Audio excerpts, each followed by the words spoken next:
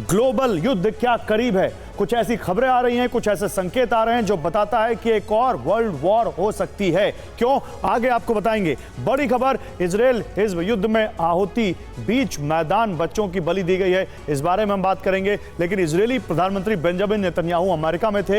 Hezbollah और Iran के खिलाफ वॉशिंगटन में रणनीति तैयार हो रही थी और इसी बीच इजराइल दहल उठा, जिसके बाद नेतन्याहू ने हिजबुल्लाह के खिलाफ जंग का ऐलान कर दिया है। दावा है कि इस जंग में ईरान इजराइल के खिलाफ सीधा उतर सकता है और ऐसा हुआ तो ये जंग अरब तक फैल जाएगी। इधर यूक्रेन वॉर में यूरोप के जलने के संकेत मिल रहे हैं क्योंकि पुतिन के युद्धपोत अलास्का जा पहुंचे हैं। सवाल है कि क्या ग्लोबल युद्ध अब करीब है, इसी पर करेंगे बात। लेकिन उससे पहले इस वक्त की बड़ी खबर देखिए। खबर यह है कि इजराइल में फुटबॉल ग्राउंड पर विध्वंसक हमला हुआ। हिजबुल्लाह ने फुटबॉल ग्राउंड पर रॉकेट बरसाए। रॉकेट हमले में 12 से ज्यादा लोगों की मौत। गोलान हाइट्स के मजदल शम्स में अटैक किया गया। हमले के वक्त फुटबॉल खेल रहे थे बच्चे, 100 से ज्यादा थे लोग।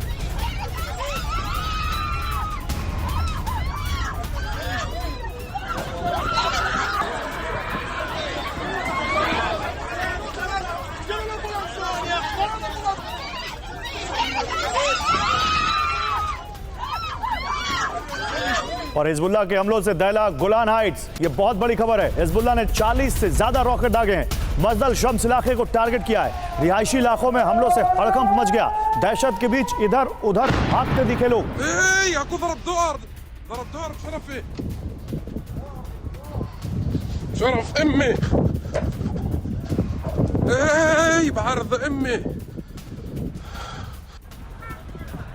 हिजबुल्लाह ने हमले से इनकार किया है, ये बड़ी खबर है।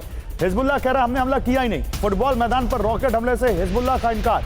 इजराइल ने हिजबुल्लाह का दावा खारिज किया। 7 अक्टूबर के बाद सबसे घातक हमला है, ये कह रहा है आईडीएफ। 7 अक्टूबर जब सैकड़ों लोग इजराइल में मारे गए थे, इनफैक्ट उनकी मरने वालों की तादाद 1000 से ज़्यादा हो गई थी, उसके बाद से अब ये सबसे घातक हमला है, ये कहा है इजराइल की सेना ने। मारे गए लोगों की उम्र 10 से 20 साल के बीच है, ये जानकारी भी इजराइल की सेना ने दी है।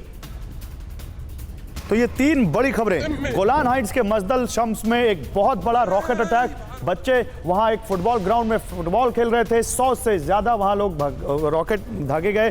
वहां घायल काफी हुए, 12 लोगों की मौत हुई है। हिजबुल्लाह ने 40 से ज्यादा रॉकेट दागे। इजराइल ने हिजबुल्लाह का दावा खारिज किया। 7 अक्टूबर के बाद से सबसे घातक हमला है, ये कहा है आईडीएफ ने, जबकि हिजबुल्लाह कह रहा है कि हमने हमला किया ही नहीं है। अब इजराइल का दावा है कि हिजबुल्लाह ने आधे घंटे के अंतराल में 3 बार रॉकेट दागे। हिजबुल्लाह इजराइल के इस दावे को मानता है। उसका कहना है कि उसने हमले रोकने के लिए इजराइल ने आयरन डोम डिफेंस सिस्टम एक्टिवेट कर दिया।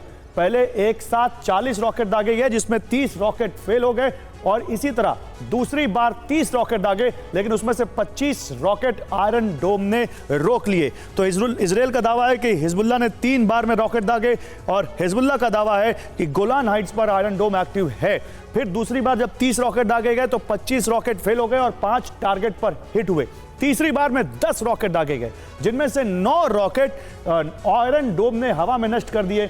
इसके बाद हिजबुल्लाह ने फलक 1, 9 रॉकेट फेल हुए, 1 टारगेट पर हिट हुआ। हिजबुल्लाह ने फलक 1 रॉकेट से हमला किया फुटबॉल स्टेडियम, और इजराइल का दावा है कि यही रॉकेट फुटबॉल स्टेडियम पर गिरा, जिसमें 12 बच्चों की मौत हो गई। जबकि हिजबुल्लाह कह रहा है कि आयरन डोम से इंटरसेप्ट करने की कोशिश में आयरन डोम की मिसाइल मिस फायर होकर उस स्टेडियम पर जा गिरी। यानी अब इन दोनों के बीच इस बात को लेकर लड़ाई हो रही है कि वो रॉकेट किसका था। मेजर जनरल AK सिवाज एज डिफेंस एक्सपर्ट हमें ज्वाइन कर रहे हैं और brigadier Jeevan Raj Purohit as defence expert हमें ज्वाइन कर चुके हैं। आप दोनों का बहुत स्वागत है। जनरल सिवाज, क्या आपको लगता है कि वाकई वो रॉकेट हिजबुल्लाह का नहीं था जैसा हिजबुल्लाह कह रहा है? गौरव, ऐसा लगता नहीं, क्योंकि जिस प्रकार से ये लड़ाई चल रही है ऐसा लगता है कि हिजबुल्लाह डायरेक्ट इन्वॉल्व है। और एक्चुअली ईरान की ये प्रॉक्सी हैं, चाहे हिजबुल्लाह हो या होती हो और हमास हो। जो हमास है एक प्रकार से सुन्नी मिलिशिया है और हिजबुल्लाह और होती जो है शिया मिलिशिया है। और जिस प्रकार से अब लड़ाई के बढ़ने के दायरे बढ़ते जा रहे हैं कि डायरेक्ट लड़ाई इजराइल और हिजबुल्लाह और होती लिबर के बीच में हो गई है। और हिजबुल्लाह जो है वो हमास से कम 10 गुना ज़्यादा मिलिट्रीली स्ट्रॉन्ग है। उसके पास 1.5 लाख के करीब रॉकेट्स और मिसाइल हैं। उसके पास आर्मर्ड ब्रिगेड भी है। और क्योंकि हिजबुल्लाह सदर्न लबनान में सक्रिय है तो बॉर्डर भी मिलता है इजराइल से। तो ये जो हमले हुए हैं, जिस प्रकार से उसने 80 के करीब जो रॉकेट जाबे हैं, तो ये सारे हिजबुल्लाह के ही हैं, इसमें कोई शक नहीं। मगर ज्यादा से ज्यादा रॉकेट जो हैं वो आयरन डोम ने उनको एक प्रकार न्यूट्रलाइज कर दिया, मगर ये भी सच्चाई है 10% के करीब जो हैं रॉकेट्स नहीं, वो तो फिर एक फायर सवाल और किया आता है, और एक उससे सवाल यहाँ काफी पर ये casualty- आता है कि हिजबुल्लाह ने इस हमले से की जिम्मेदारी लेने से इनकार क्यों किया। मैं इस पर भी बात करूंगा, लेकिन पहले मैं ये जानकारियां कुछ और देना चाहता हूं इस हमले से जुड़ी हुई। फिर मैं आता हूं ब्रिगेडियर राजपुरोहित आपके पास। इजराइल की बमबारी से थर्राया दक्षिण लेबनान। आईडीएफ फाइटर्स ने रात भर विध्वंसक एयर स्ट्राइक की है। बेका वैली में कफर किला तक बम बरसाए हैं। टायर, हरफा और ख्याम में भी विस्फोटक धमाके हुए। दक्षिण लेबनान में हिजबुल्लाह के पूरे सफाई की तैयारी है।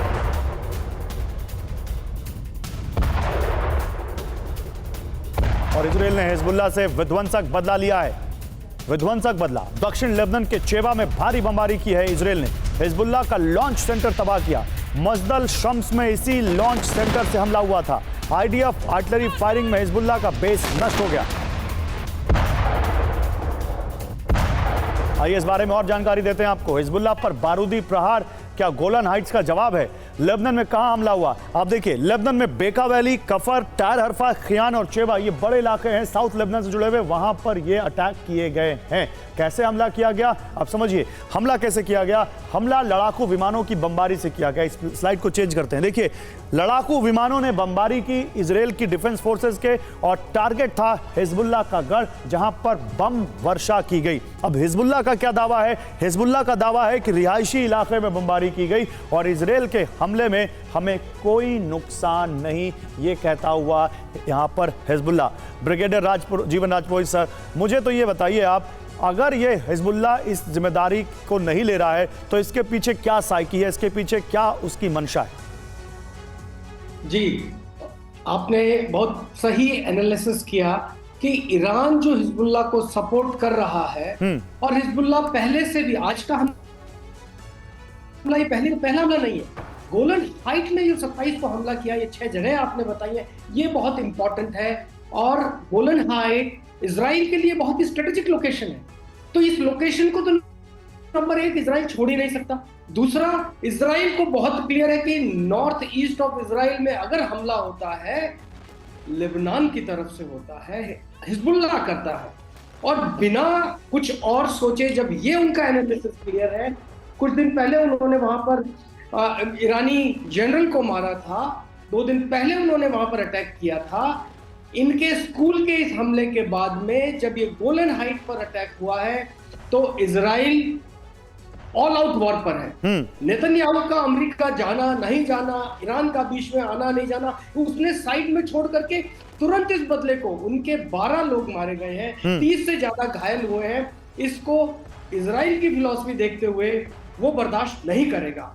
और इस हमले को, जो ये बेका वैली है, मजदल शम है, इसमें जाकर के मारना और ये करना, आई थिंक इजराइल ने अपने लिहाज से बिल्कुल सही किया है। ठीक है सर। इंटरनेशनल लेवल पर इसका क्रिटिसिज्म होगा, वो एक अलग इशू।